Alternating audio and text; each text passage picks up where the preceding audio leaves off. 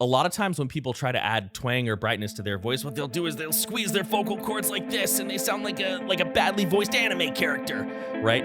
I challenge you to a duel.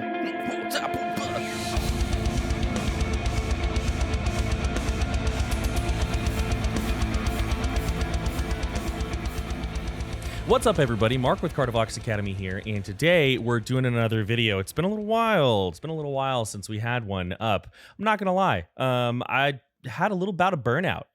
Just to be quite transparent with you all, you know, my wife and I are new parents. We've got a 2-month-old. All of that, along with keeping up with lessons and students and emails and pediatrician appointments, I just did not have the energy to make a video, and making videos sounded like the last thing I wanted to do. It just sounded horrible. So I was like, you know what? I'm going to give myself a break. I'm going to step away for a little bit because I don't want to burn myself out too much where I never do one again. So I took a couple weeks off, as you can see, you know, made some time for D&D. That's the remnants of our game from yesterday. That we play once a month, me and some of my friends who live locally here. But now I'm back. We're doing a Patreon pick. Every month our patrons get to vote on, they get to nominate and vote on a video for me to do. And the video that won the nomination and the votes and all that good stuff this month is Aversion's crowned Erebus. It's been around for a little while, and I think it's from when Mark Poita was in the band. I think he's the vocalist on here. I double checked. It's been a couple days. I forgot. Don't hate me.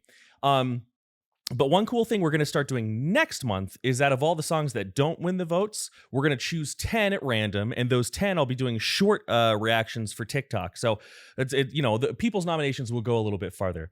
Now, if you're new to the channel, my name is Mark. I am a metal vocalist myself. I'm in a band called Kardashev. We're on Metal Blade Records, released an album earlier this year. And I am also a full-time vocal instructor. I specialize in teaching harsh vocals. I do clean vocal lessons sometimes because I do a lot of singing myself. But I really mostly specialize in teaching people how to make, you know, all sorts of noises safely and efficiently for many years to come. What we do here is we take the reaction format, slow it down, break it down, pause, talk about vocal technique, and I'll tell you what the vocalist is doing, or if I'm not so sure, or maybe I would go about it a different way, I'll take my best guess or tell you how I would do it. I know a lot, but I don't know everything. So sometimes my patrons pick things, get me a little stumped, and those are honestly some of the more fun videos to do.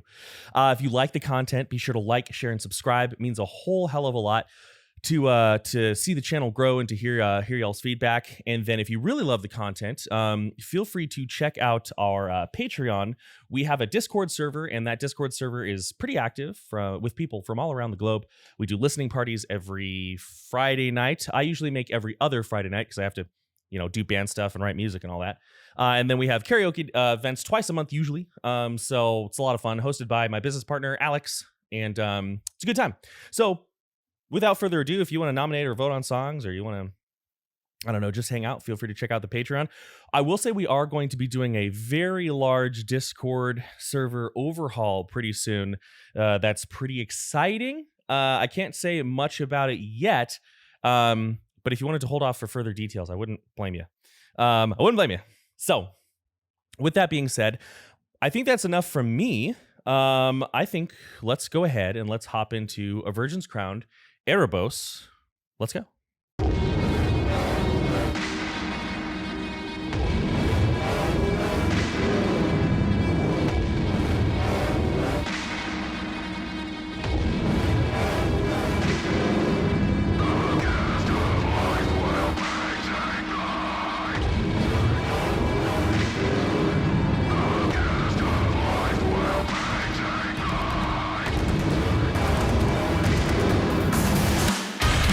Yeah.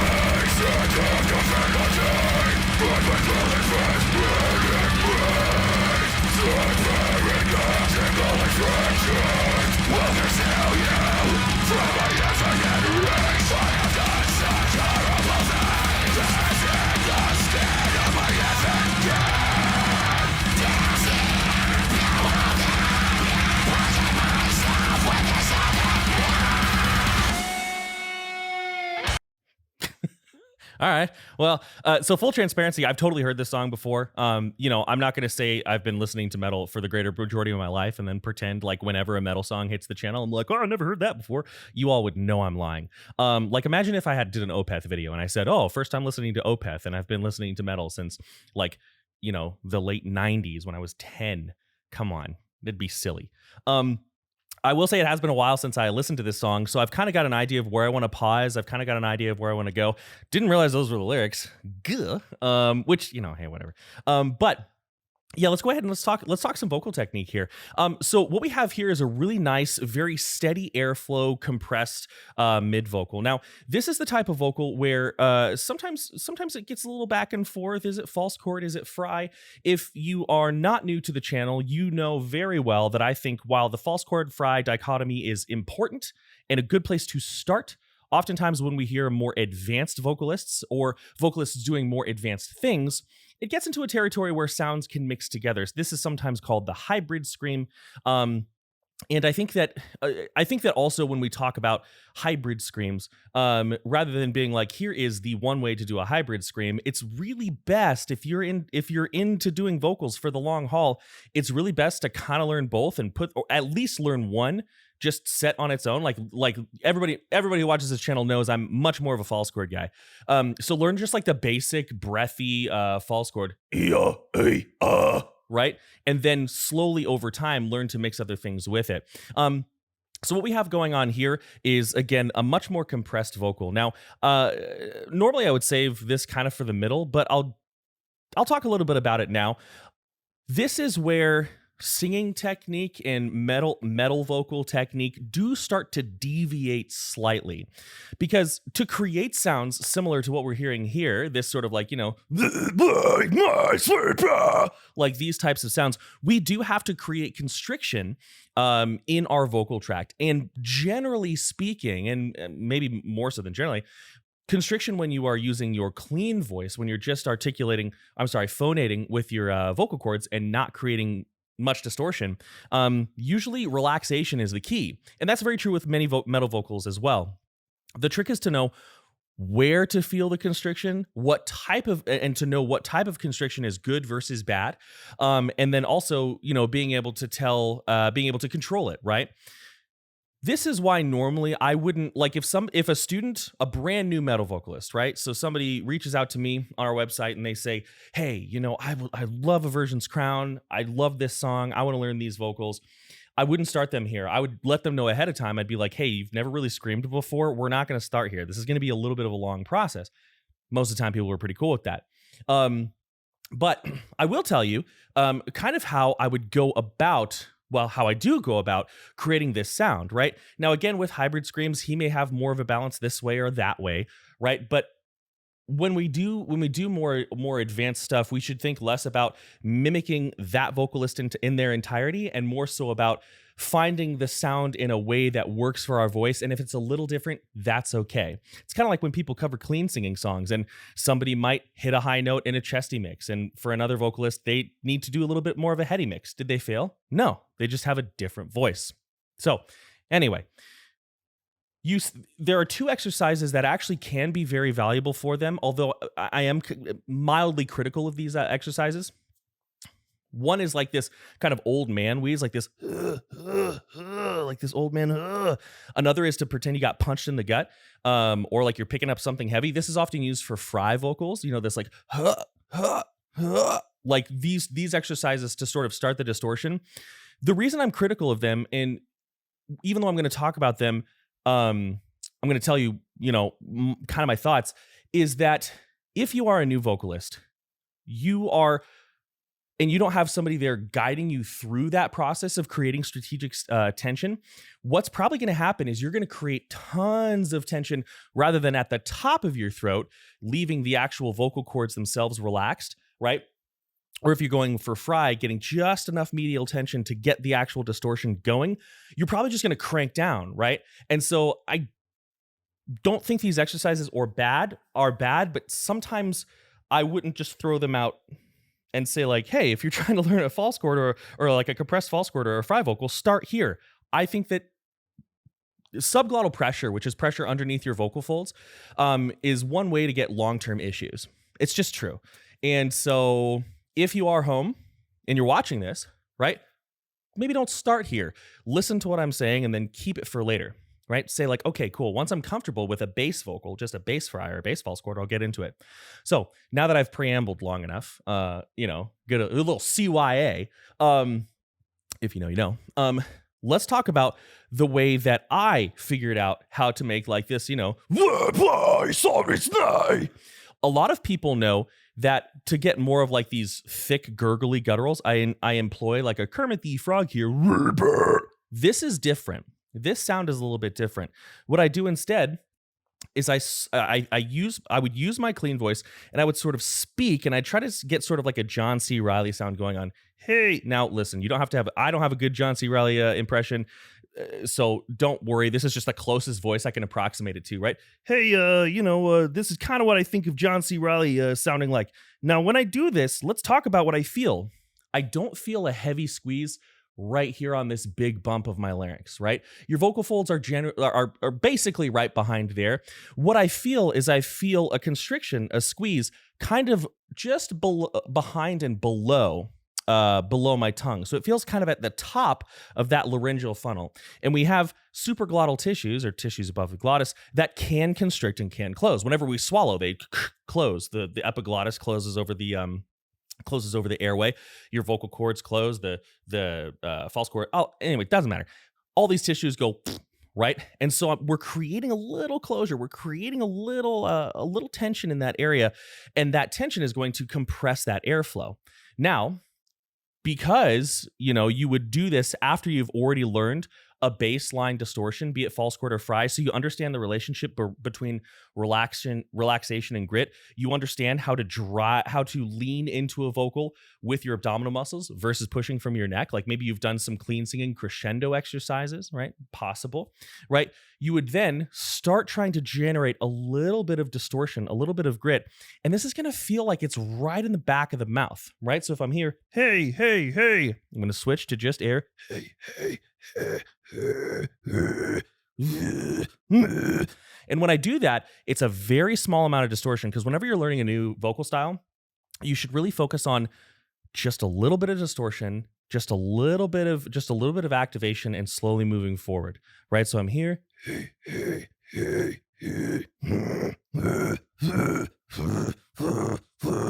And again, everything from here down feels pretty relaxed. The back of my mouth, behind the tongue, there is sort of a squeeze going on there, a little bit of a squeeze going on there, and then I can do just little bits of distortion there. I'll tell you that when I learned this, it took me months. And I'll be real, I was a slow learner, right? I didn't have anybody teaching me, but I was a slow learner. And then what I would suggest doing is just chilling in this spot. Once you get it, one thing that really gets in a lot of new vocalists' way is once they learn something, they immediately get rid of it and go to the next step. When you get a step right, chill there for a week or two. Hang out, right? So if I'm here, in fact, I would even start here, just kind of talking in this sort of like slightly smaller voice, right? Hey, just sort of talking in this slightly smaller voice. My abdominal muscles are squeezing slightly. I'm not like bench pressing or I'm not deadlifting or anything, but there's a little bit of squeeze. And I can talk without any fatigue around the actual vocal folds. Hang out with that for a couple days. Then just think about giving little grunts. Like this is where like the gut punch or feeling irritated comes in. If you feel sandy grit and distortion in your actual throat, you need to take your time. You need to slow down a little bit. If you feel it kind of at the top of the tongue, right? Even in the soft palate, you're cruising. You're doing well. If you feel your voice vibrating in the front, right? You've got this big bone in the front of your face called the maxilla, which we can kind of vibrate and get sound waves bouncing around in. Okay, well, not in, but this section, this area, right? He.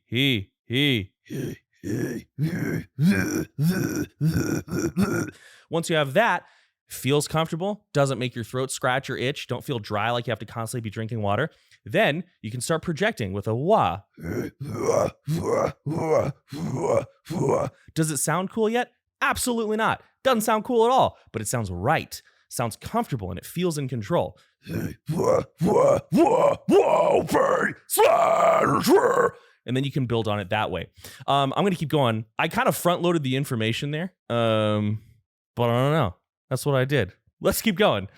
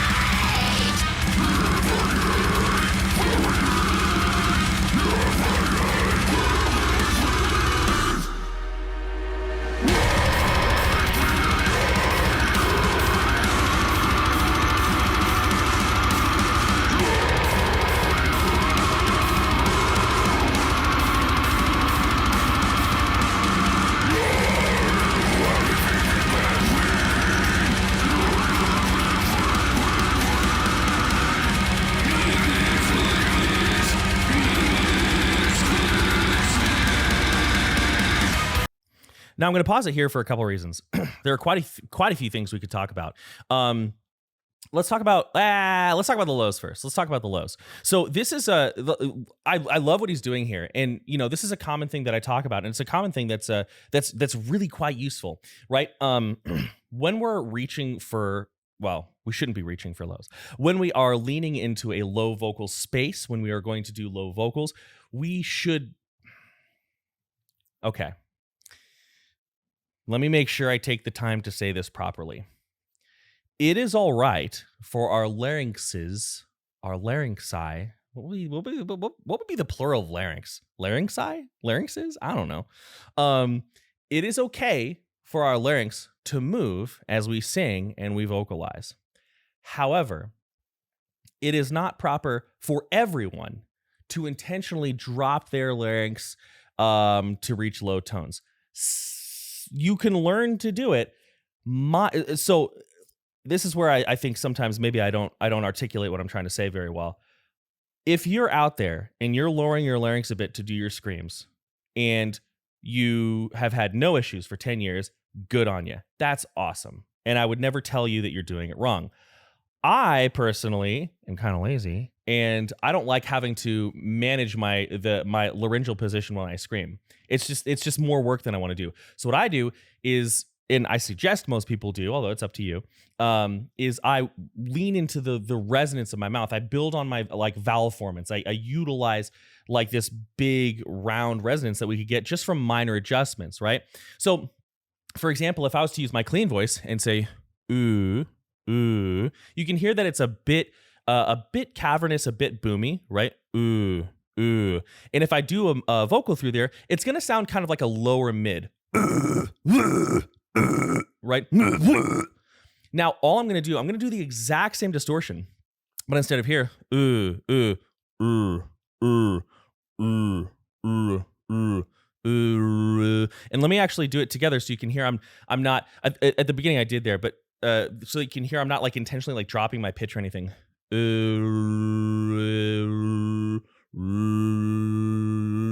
My larynx, my beard's in the way, but my larynx feels nice and neutral, right?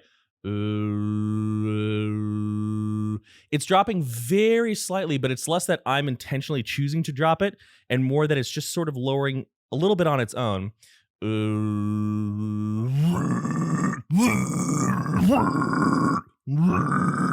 It's a lot lower, right? I'm mostly just using my mouth. And this is a really great way to do it because it's easy. It's so simple to, once you get it, to just be like, hey everybody, what's going on? My name is Mark and my voice is really low. And a lot of those different tones I'm getting, the difference between and it's just the way I'm shaping my lips and where I'm pulling my tongue. I treat my tongue kind of like a trombone slide. Well, I don't know if you're going to be able to see it.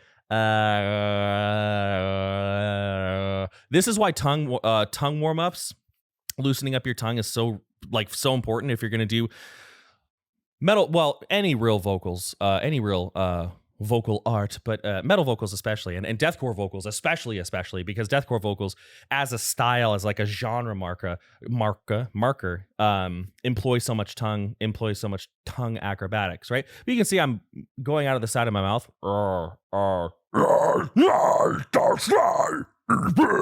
So that's just a thing about that.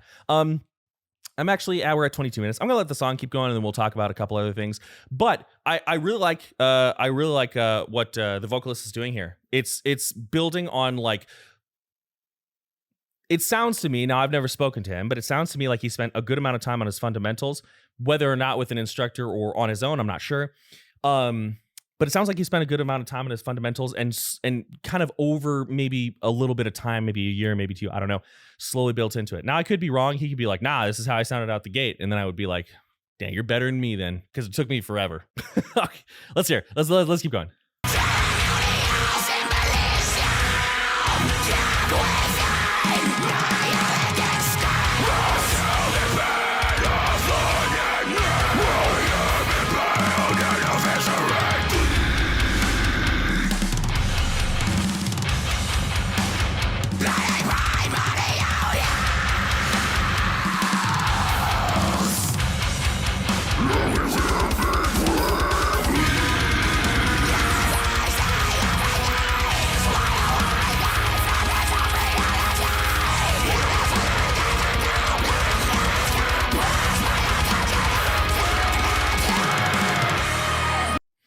We're definitely leaning a lot more on fry forward is a term I use sometimes. Is it perfect? Probably not, but I use it. We're definitely leaning a lot more on a fry tone for those high vocals. And those fries, they sound, bear with me here, they sound kind of choked back without being choked. You know what I mean? It's kind of like when you see a vocalist like doing vocals and they look very strained, but you can tell that they're not, right? So he has a very strategic tension that I would actually have to play around with. I'm not going to be able to mimic that right now. Because I'm not nearly as much of a fry guy, and also like I don't know. I've never tried to make that sound, so I'd have to play around with it. But I'm going to tell you a bit about high vocals that's more fundamental. That will work for whatever style you're doing. One skill that you can build for yourself, it's really important for my job, but I think everybody, vocal coach or not, should have it, is the ability to sort of hear a mouth position, right? Have you ever watched a music video and the vocalist, you know, this happens a lot in pop videos. And that's not a dig at pop. I think pop music is pretty solid, actually. It's just when the mouth movements are less exaggerated than metal vocals, it's easier to identify when they're a bit off. That's all I'm saying. But anyways, you know, you hear an vowel, but you see like if you heard coming from you would know something was off. It wouldn't quite be right. And this is like, if you've ever had that experience, then this is the skill that I'm talking about, right? So we can't see his mouth here, but we can hear that on his high vocals, right? His mouth is very open and a little bit wider. Right?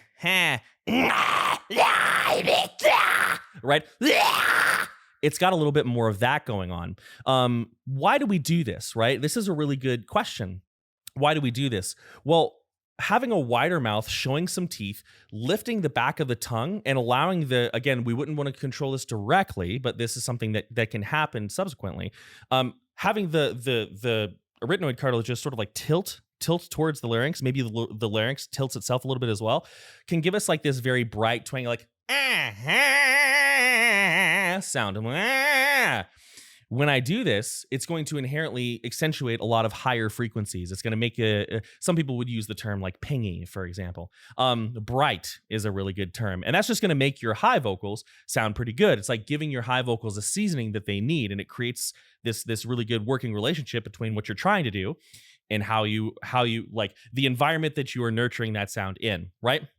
So one really good exercise for projecting high vocals, and this is a great exercise just for understanding more resonant space than distortion generation. So fry or false chord or anything in between, this is going to be helpful for you. Starting with just like a twangy duck quack. Twangy duck quack. That's hard to say. Twangy duck quack. Jesus, I'm done. But starting here, wah, wah, wah, wah, wah, wah, wah, wah, wah, wah. And you know how sometimes in our normal speaking voice, we might be like, oh, okay. Oh, okay. Oh, okay. Do it from here. Quack, quack. Wah, okay. Wah, okay. Wah. Now, here's the thing about vocal exercises. If you don't know what you're looking for and you don't know why you're doing it, you're just kind of making dumb noises for no reason and wasting your own time. And it's funny, right? And I did that for a long time. So let's talk about what you would want to be getting from this, right? You would want to be getting a very bright, again, pingy is a good word. A very bright, very pingy sound without feeling like you're squeezing here. A lot of times when people try to add twang or brightness to their voice, what they'll do is they'll squeeze their vocal cords like this, and they sound like a badly voiced anime character, right? I challenge you to a duel, right? That wasn't a Naruto dig. That's just, I don't know. It's just what I did. Anyway, so what you would actually be looking for is, Okay. Okay. Okay. Yeah. you can hear I'm not getting that choked back sound, that sound that we really want to avoid much, if not all of the time, right? Then you try to sort of increase that volume and get some projection. You don't need much, right? More projection is good. More projection will yield more volume, but it's not about like just throwing as much volume as you can at a scream. A really good example is salt makes food better. So let's just put a pound of salt in our soup, right? Wrong.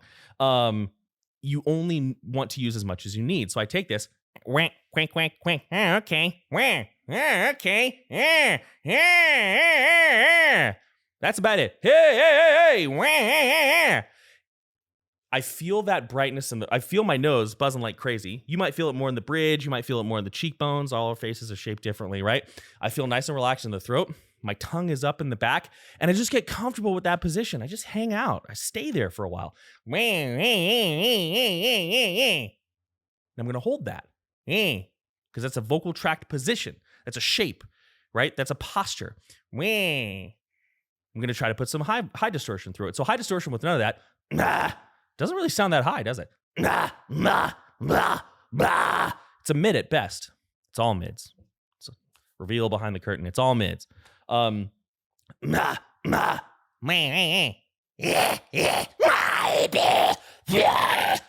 So that can be really, really helpful. You will have to manage some airflow differently and things like that, but that's a way to get started. Let's keep going.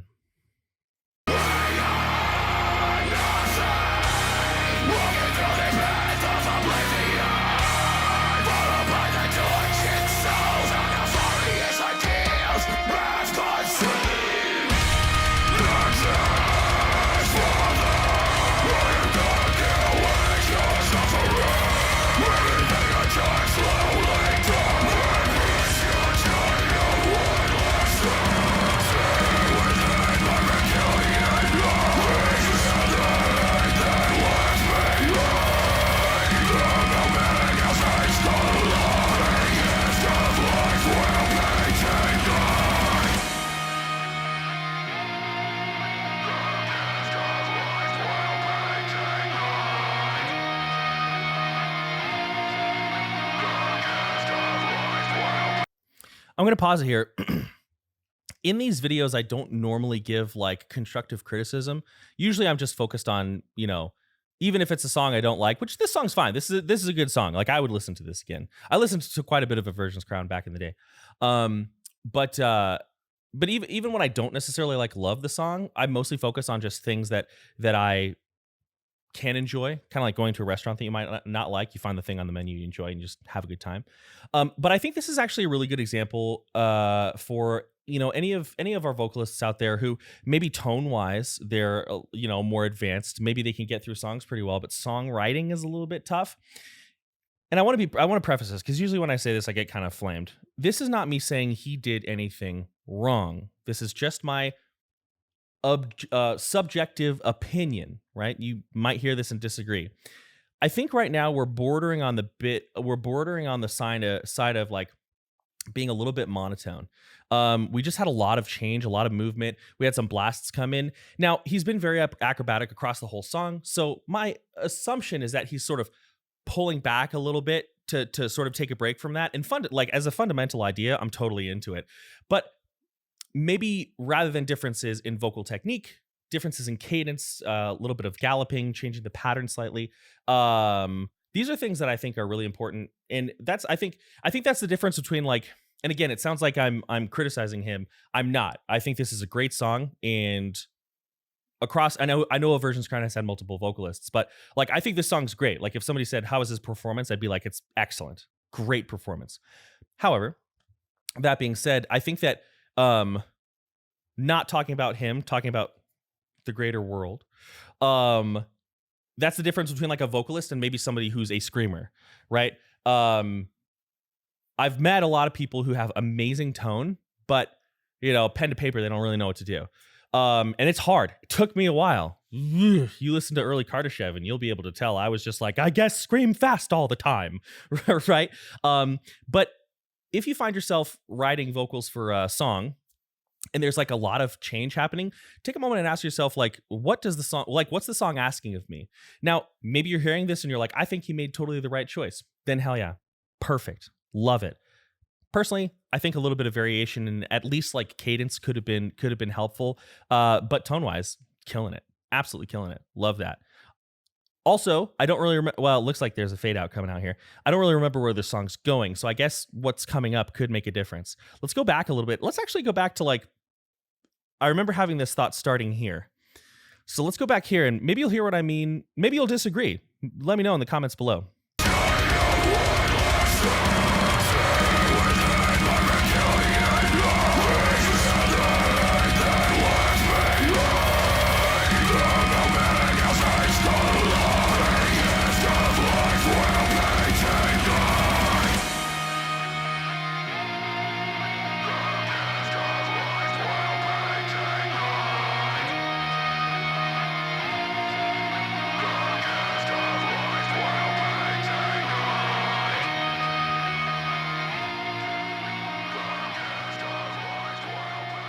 Okay.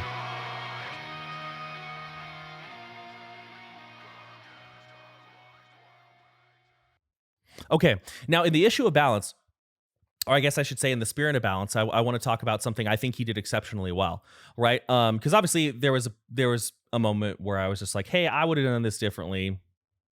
Again, just my opinion. Here's something I think he did very well. I think he did an excellent job of, for the sake of storytelling and for the sake of the song, moving between really good articulation and really muffly, slurry articulation.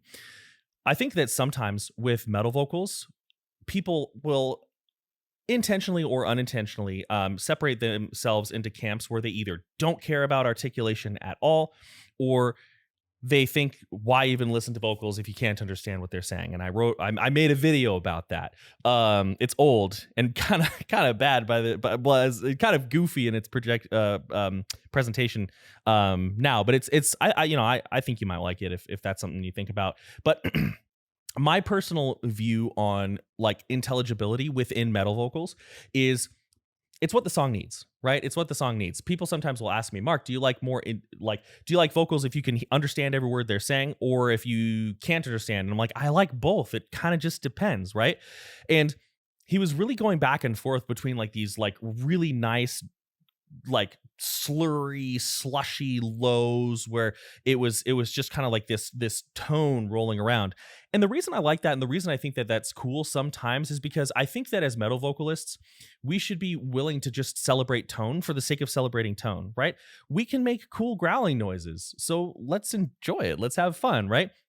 Likewise, he wasn't stuck there. He was able to, in faster, more staccato sections where he was really like dancing around the drums, really moving fairly quickly, he was able to say like, okay, for me to move this quickly and stay slurry, it's just going to sound like a mess. So I'm actually going to open up, I'm going to focus on my articulation, and I'm going to convey my message a little bit more clearly.